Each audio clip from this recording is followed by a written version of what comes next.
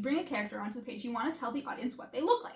Because you can imagine it, I can imagine it, I know what my characters look like, but the people who are reading the book don't unless you tell them. Writing Lessons from Red, White, and Royal Blue by Casey McQuiston.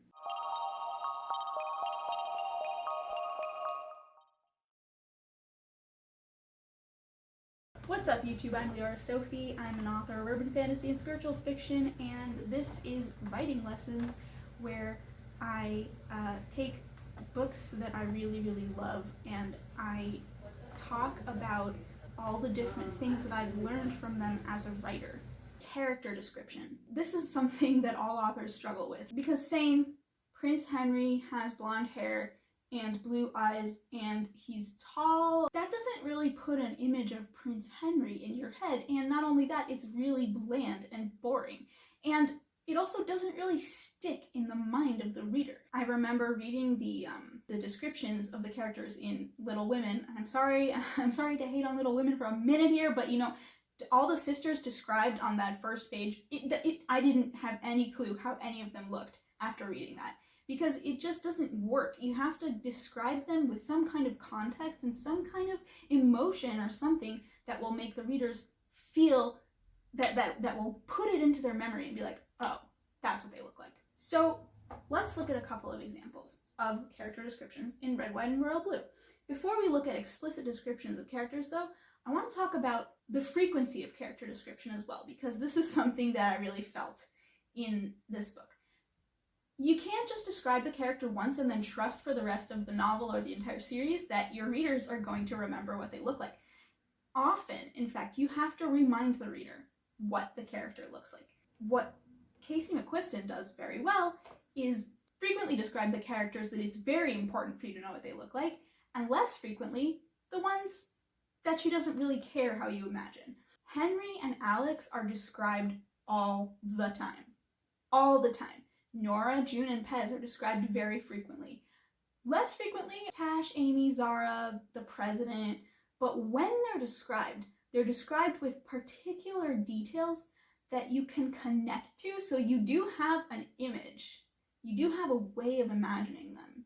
And it doesn't matter. It doesn't matter if you are picturing exactly the same face as the author is picturing. You're not. That's not going to happen.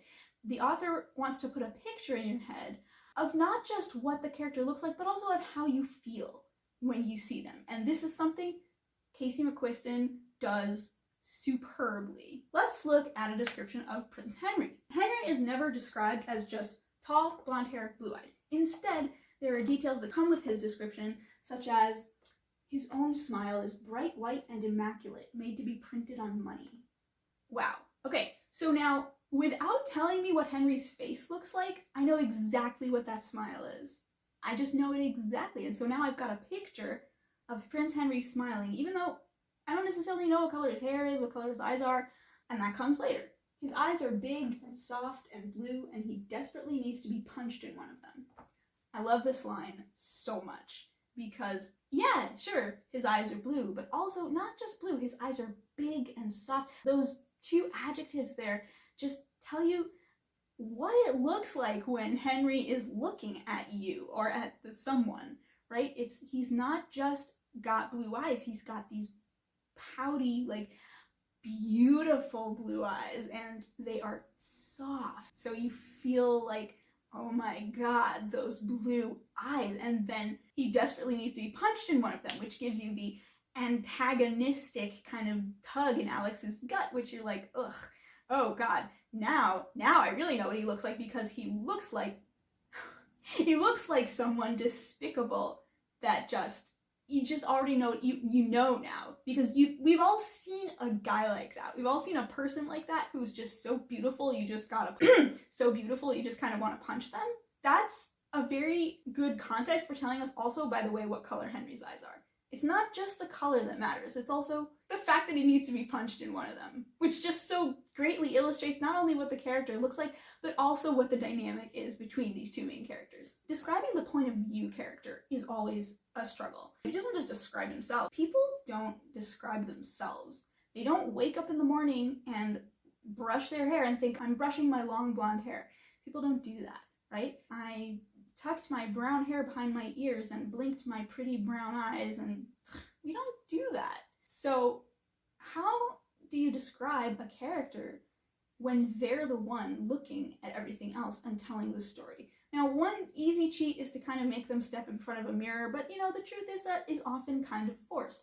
So here is what I think I've drawn, at least from Red, White, and Royal Blue. First of all, you do not have to describe the main character quite as vividly as the rest of the characters. Alex is never just described in one go. He's described in little snippets here and there scattered throughout the entire book. At first, we don't have any idea what color his skin is, what color his eyes are, what color his hair is, what shape. We don't know anything really about him for like the first couple pages, and then there's this kind of brief mention that says that President Claremont has a biracial family, but even so, we don't really know what that means. We don't know what race Alex is. It's not until he's lying on the floor in a storage closet where he says, "I'm the son of the first female president, and I'm not white like she is. Can't even pass for it." That's when you realize Alex has dark skin. It's not just that he has dark skin, it's that he has a feeling about it as well. And that is what puts it into the mind of the reader. Alex takes one breath, two, and turns it on. The megawatt smile, the all-American charm.